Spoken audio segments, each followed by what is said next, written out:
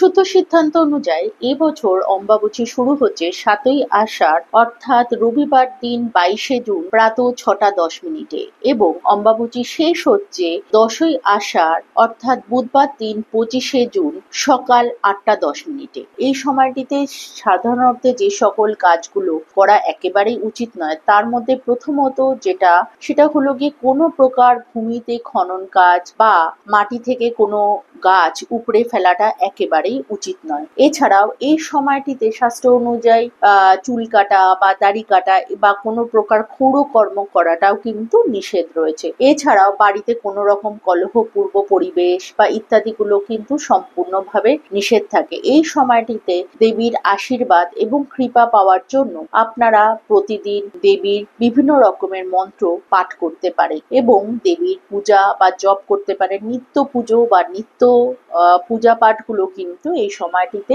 কখনোই বন্ধ করা উচিত নয়। তবে হ্যাঁ, এই সময়টিতে দেবীর মূর্তি বা দেবীর ছবি না ছোঁয়াই উচিত।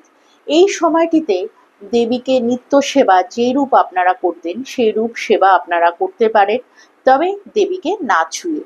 এছাড়াও এই সময়টিতে যেহেতু একটি বিশেষ তিথি বা বিশেষ সময়কাল দেবীর পুজো পাঠের সময়, এই সময়টিতে আপনাদের জীবনে সুখ শান্তি এবং সৌভাগ্য আনার জন্য দেবীর মন্দিরের সামনে একটি প্রদীপ প্রজ্বলন করতে পারেন। অবশ্যই সেই প্রদীপটি ঘিয়ের প্রদীপ হতে হবে এবং এই ঘিয়ের প্রদীপের মধ্যে 2টি করে লবঙ্গ দিয়ে এবং সামান্য সাদা তিল দিয়ে এই প্রদীপটি যদি আপনারা প্রজ্বলন করেন এই সময়কালটিতে, তাহলে অবশ্যই শুভ ফল খুব শিগগিরই আপনারা আপনাদের জীবনে দেখতে পাবেন।